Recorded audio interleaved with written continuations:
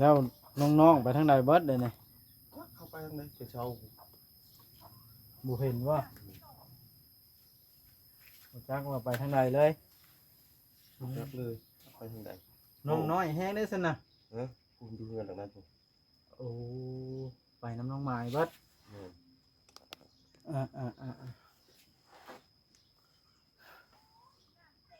ว่าน้องไม้อยู่นี้เซนดอกโอ้ดูเงินหลังนั้นเพิ่นบ่ได้ไปดำน้ำบ่ใช่ไปเล็กจากดูเจ้าบ่ได้เอาลูกให้แล้วบ่แต่แล้วมืออื่นคือเป็นได้คือบ่เอาลูกให้แล้วบัดนี้เมื่อยเจ้าเมื่อยบ่เมื่อยอ๋อเดี๋ยวเราเบิ่งชมกันคือขาดมุ่นเบิดนะสุขขาดสุขขาดขาดหำบ่บางบ่เห็นดอกชายทรงในช่องกันโต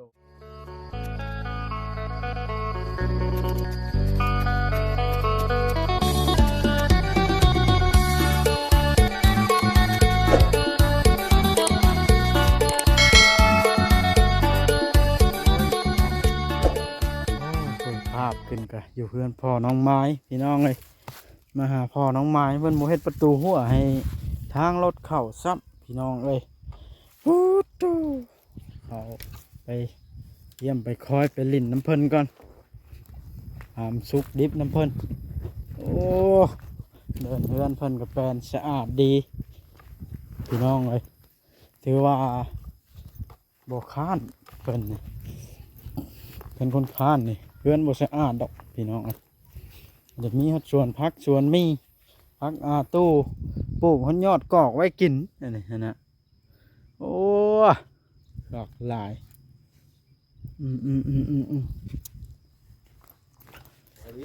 เอาสบายดีเอาต้มยังอันนี้ต้มน้ำต้มน้ำอาบเป็นไดคือว่าต้มน้ำอาบบาดนี่มันคัดกระตุกคันคัดกระตุนกระโตละต้มใบซิมอนนะบ่เอ้าคือว่าอย่างนั้นเนาะบาดนี่ฟอ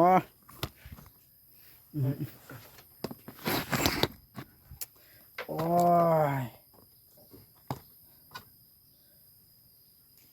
เป็นได้เข้ากินน้ำยังมันนี่ฟอยังย้อนแข้งมีลายอยู่เลยมีลายกินบ่มีเวลากินมีเดี๋ยวกินวะโอ้แล้วน้องๆไปทางใดเบิดเลยเนี่ยเข้าไปทางไหนไปเช่าบุเห็นว่าจักว่าไปทางใดเลยจักเลยไปทางใดน้องน้อยแห้งได้สินะผมดูเงินหลังนั้นผมโอ้ไปน้ำน้องไม้เบิด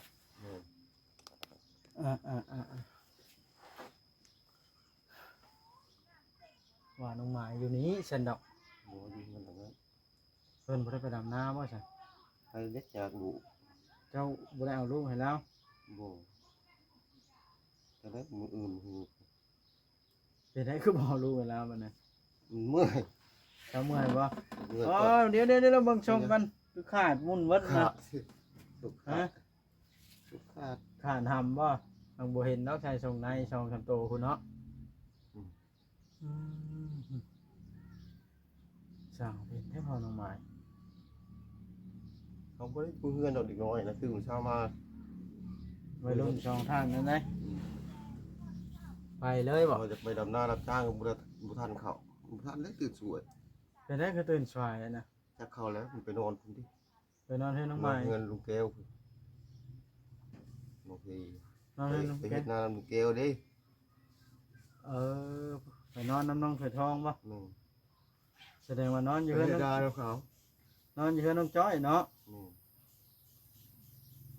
สิไปเฮ็ดนาเอาเข่าบ่หรือว่าใดจักเขาเลยจักมันเลยเขาให้เฮ็ดนั่น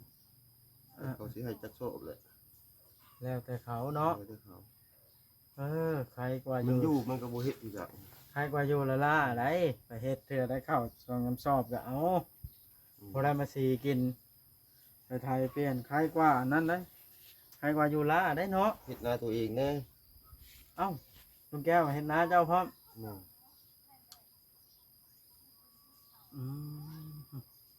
น้องจ้อยได้รถไถแล้วเนาะ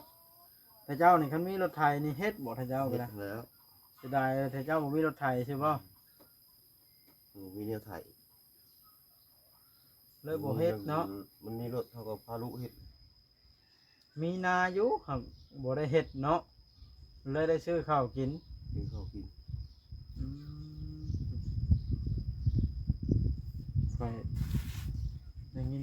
เขาว่าเจ้าเมาชาวบ้านชาวเมืองว่าแม่นอีหลีบ่ ไอ้เมาบ่ได้เมา บ่ได้เมามันเนาะนักใจ จนหมดจักแนวสิเฮ็ด เนี่ย เมาอยู่หั่นนี่แหละ โอ้โห วันนี้บ่ได้กินข้าวเทื่อมานี่ บ่ทันกินมีผู้กิน ให้ซะหนึ่งข้าว เฮานี่แหละหนึ่ง เจ้าหนึ่งเองเลย มีแต่สิไปทำเอาบักหีน้องหี ไปน้ำเมา นั่นน้องเหนื่อยมันมีผู้บ่ครับ บ่มีหมู่บ่ข้างเนาะ มีนี่ บ่มีผู้ปากผู้เว้าว่า มีผู้ว่าผู้เว้า ใช่ว่านี่ว่าสิเอาสากเจ้า ไอ้เว้า อ้าวบ่เชื่อเปิดเบิ่งในคลิปค่อยก็ได้ เขาหยอกเขาสิ ฮะ วันหยอกเขา ก็ว่าหยอกสิว่า ว่าเฮาสิเอา กระโดดเขาเอาดีเด้เอาวะเป็นได้คือว่าเอา เงินเดือนก็อยากได้ ว่านี่คือว่าจมอยากได้เมียมานี่คือว่าอยากได้แล้วเด็กว่าวันใด ว่าหยอกเจ้า หยอกค่อยเชื่อ นี่หานาทีไอ้สิไปเอาโอ้ย โอ้บ่ หา หา เทียบ่ทันฮอดปีครับ อ้าวมันสิทันได้ฮ้อนอันใดแจกก็แจกแล้วล่ะ นั่นแหละว่าระหว่างเดือน10กินเสียมันจะ10ตัวเดือน11 9เดือน10เดือน11แล้วอ๋อใกล้สิเกี่ยวข้าวแล้ว เกี่ยวแล้วเนาะ เกี่ยวข้าวแล้วได้เพราะว่าเขาจื้อได้ร เกี่ย ถ วเขาโดเนาะ ข่อยแล่นมาแล้วข่อยมาหาท่าพระเจ้าแล้วขาเมืองแล้วรถข่อยตามรถตู้นั่นเด้เขาตามหน้ามาแล้วข่อยเมื่อพาเมื่ออันข่อยเกี่ยวข้าวแล้วทงหนึงแล้ว อืม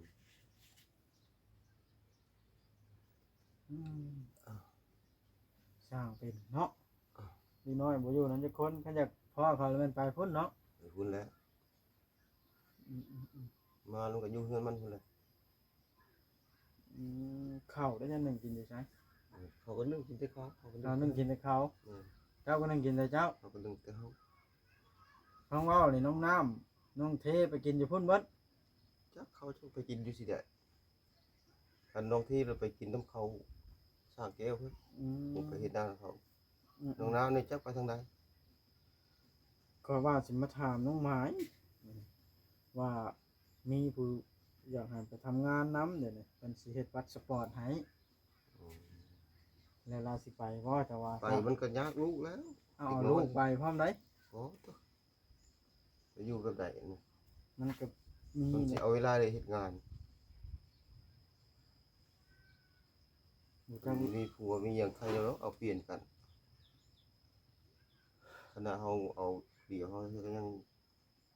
กินอันอื่นนะ เมื่อยได้ เมื่อยมันเด็กน้อยยะคือเวียกนี่ เมื่อยขนาดน้อยขี้น้อยเหี่ยวบ่ขออนุญาตนำเนาะ เออ น้อยอยากเข้าน้อยอยากนอนน้อยให้ ให้แล้ว จนสิให้บ่เจ้าก็ได้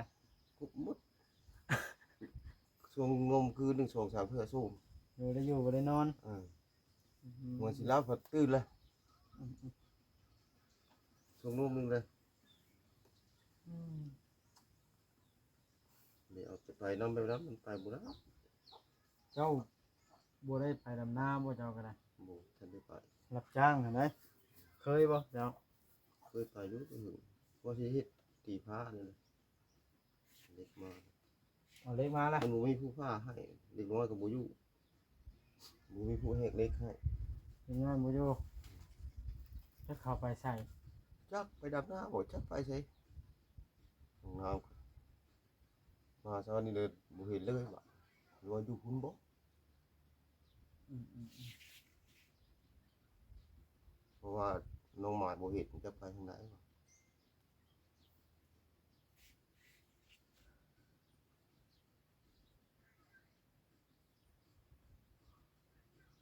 แล้วนอนนั่นก็ล่างเลยป่ะ นอนอยู่นี่เดี๋ยวมันเย็น เป็นแจ้งบ่รู้ว่าใด มันจะเจ๊กูแล้ว เอ้ายุงบ่หามไปบ่ บ่มีนะเขาเปิดพัดลม บ่เชื่อดอกคอยนั่งแป๊บเดียวกันหัวค่ำสิยังยุงหุ่มครบจนสิเป็นอันอื่น ดี๋ยวมันทึก บ่งามเนาะหมวกแดงเนาะ ปลูกหลาโพด จะบ่ใช่อันนั้นบ่ บ่ได้ใส่ปุ๋ยปลูกหลาโพดมันก็ลามเกลือ อืมเอ้าไปกับสัตว์ตายมัน หมอปีกกับเลย เจ้าสร้างเฮ็ดแท้อีหยังไว้เฮ็ดหยังอันนี้เดี๋ยวลูกเจ้ามาจับมันอันตราย เอาปลูกดับไว้อยู่ถึง อย่าหาทำนะแบบนี้เจ้าได้บ่ได้คิดบ่อยากไปทำงานบ่มีเมียแล้วก็ล่ะ บ่ได้ขึ้น บ่คิดอีก ไปห่วงลำนู้เองนะ ห่วงเขาหยังเขาใหญ่เบิดล่ะ บ่อันนี้ตัวน้อยอันนี้ ปลาไว้ให้เอ้ย มันก็บ่คืออายุพ่ออยู่ กันสมมุติว่าอันนั้น หาอยู่หากินก็ยากมือผู้เอา เดี๋ยวกันไปทำงานได้เงินก็ฝากมาแล้วก็ซื้อกิน อยู่กองกันที่นี่โอ้อันตรายได้ข่อยว่า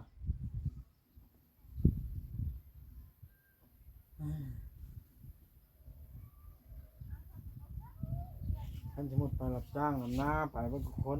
จงคนหนึงเอาลูกเนาะ เขาเอาให้หมูกุ้มเนาะถั่วกัน หมดแล้วสมมุติจงไว้ให้เจ้าซะ ค่อยๆเอาละกุ้ม เจ้าเอาน้องเห็นน้องนิ้วสองคน ที่ได้6อก แล้วก็น้องเทน้องน้ำน้องไม้สามทานนี่ไปดำนามื้อละ150,000เอาสมมุติว่า3คน15,000มื้อละ450,000เนาะ แล้วก็ไป โอ้มื้อละ450,000 2มื้อได้เข้าเป็นชอบเนาะ เขาไปรีบตามใจเขาครับถ้ามันเฮ็ดเป็นเฮ็ดมันก็ได้แต่เงินคือเขาโพนเขาไปผมมือ อืม เขาเป็นยากล้าตอนนึงเอาผมมือไปมือบ่ มันขายไปคุมื้อเขาเจ้านี่ว่า พ่อแม่เขา บ่ได้เงินมาซื้อข้าวย้อนเนาะ ก็ผมก็ได้มันแล้วนะ อืม โอ้นี่ผมไปดำมือดำดอยยาเลยจุเลย เมื่อยละ เขาไปหาลิ้น อืมสร้างเป็นเนาะเวลาก็น้ำน่ะจะต้มอาบเองเลยบ่ ผมเอาเอง เจ้าเป็นโรคหยังจังหวัดต้นน้ำอาบ มันคันกระตูมันนักกระตูเลย แม่นเจ้าเว้ามื้อวานนี่เจ้าบ่ได้อาบน้ำเป็นเดือนแล้วแม่นคัน โมเมนต์นั้นเอาไปสิกูอาบน้ เจ้าก็ว่าบ่ได้อาบหัว ำโน้ดิ้นนะ เอาลิ้นอีกล่ะเอาไป อาบมันจะคันบนเลยกระตู อืม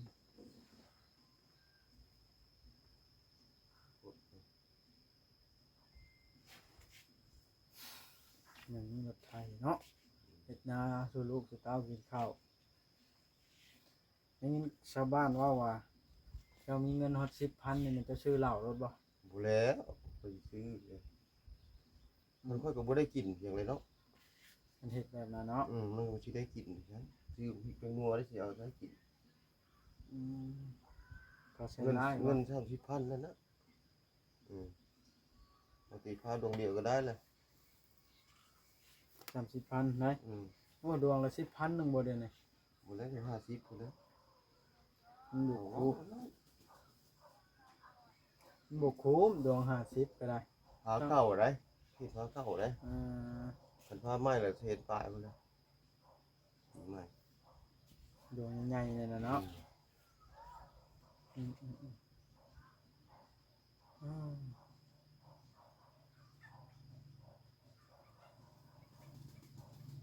ตอนลูกเขายังน้อยเขาก็ยังเฮ็ดอยู่ดีเขาเฮ็ดมา แม่ได้สั่ง แม่ก็ยากลูกลูกน้อยได้ คำบ่สู้ชนลีนี่เลี้ยงลูกบ่ใหญ่ดอกเนาะ คือเท้าเพิ่นออกอย่างเลยตอนได้น้องทีเขาไปกับลูกค่อย2คนเขาลงมา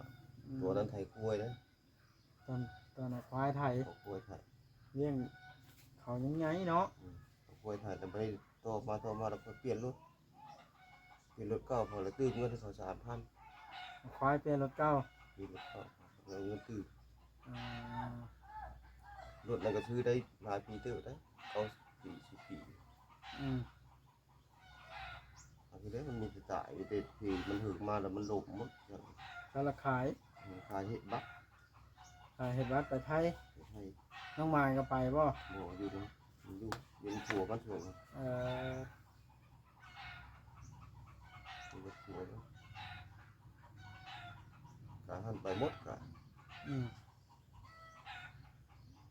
เฮ็ดไว้แล้วก็เบิดเป็นมืดป่ายพุ่น โอเคเนาะ ประมาณนั้น3-4 คนเลยเนาะ5 คนเลย เป็นบ้านนะ มันก็หมดลายแล้ว3,000 คนในครอบครัวเดี๋ยวนี้บ่มีไผไปทำงานจักคนได้นี่เนาะน้องเทก็ว่าอยากเอาเมียไปทางแล้วไปบ้านปลาไหล เอาเงินใส่นี่แต่งเขา กระดอง50 ล้าน อืม คำ2 บาท เอาเงินให้ไปแต่งเขา ไปทางลาวประมาณเที่ยวไทย ไปหาเอาอีกไปไทยก็บ่มีเงินมาก็ดิมายืมเงินโดะเขาให้เอาไปมาเขาบ่มีเงินหมู่มามันยังหมู่ยังได้ปวด7-8 ครับเพิ่นบ่ได้ บ่ได้ เอามาเป็นหนี้เขาซักข่อย ได้ขายหน้าครับ แต่คันนี้เพิ่นบ่มีที่เงินดอกเนาะยืมให้เพิ่น 2,000 ทางรถไปมันออกดอกเดือนหนึง200 2,000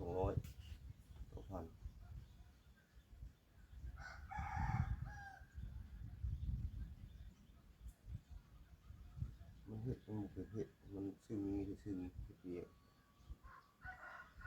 ใจบ่อด อยู่ได้ไหนอยู่ใส่กันเนาะ อยู่ไสบ่เฮ็ดเวียก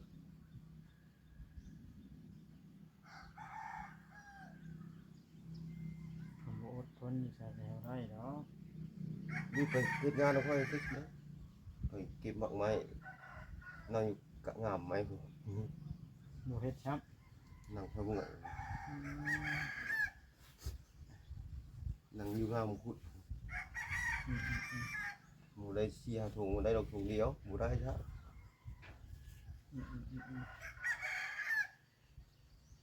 หมูได้2เข่งได้ดอกครึ่งเข่ง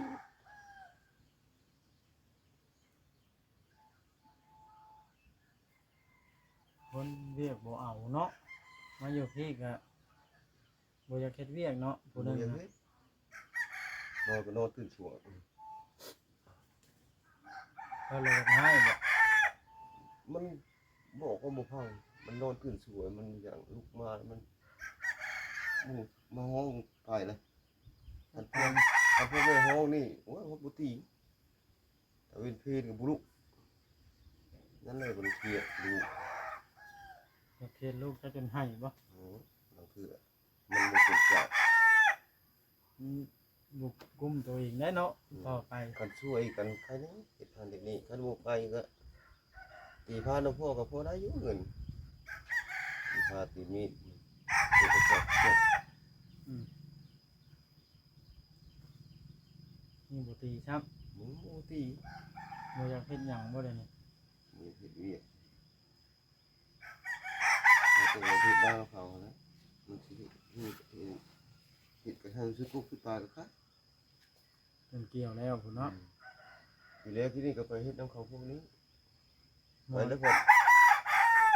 ช่วงหนึงเขาก็แม่ตอนแม่ยังอยู่ก็แม่ว่าบ่ไปก็ยากให้น้าไปผู้เดียว อืม อันนี้ไปเป็น2คนมันนั้นเฮ็ดบ่พอเขาสิได้ยาล่ะ อ่า หมอนั้นสู้หมอน้ำ หมู่น้ำน่ะเฮ็ดเป็นเกี่ยวแล้ว เที่ยวแล้ว วันนั้นหมอ คน ให้ คนเลยคณะไปเวียงคนเลยบัดนี้ กันละพวงเนาะ คนไปเวียงคนละบัดนี้ อ๋อ เวียงมันบ่พอที่คณะก็เลยมาอีกเลย อืม สิได้เนาะ ติดได้ไผ FC ว่ะ ฮะ FC ว่าติดได้พ่อ ใช่ แม่นอยู่ว่าติดได้พ่อค้านสิเลี้ยงลูกใหญ่ซำนั้นบ่ เอ้าไปเปิดเพลงบ้านนะ คนเฮ็ดได้ เดี๋ยวเห็นในนั้นนะย่างเป็นแท้เนาะ มันเที่ยงแล้วบ่ไก่ยังคันพี่ลึกแท้ไก่เจ้าบ่ บ่ หืมไก่เจ้าบ่หลายปานนั้นเนาะเนาะ เลี้ยงลูกจุดใหญ่หมดทุกคนอึดข้าวอึดน้ำหาข้าวหาน้ำให้ลูกกิน ตะกี้บ่ได้อึดตะกี้เนาะบ่ได้เคยซื้อตะกี้เนาะ หมอตอนมีรถซื้อกันคนแล้วเด็กเกี่ยวข้าวคนแล้วจังได้ซื้อ อืม เราเชื่อปีคนดีก็ได้ เฮ็ดบ่ได้เคยใส่ปุ๋ยบ่ ใช้ตามโสดตามใด อืมโอ้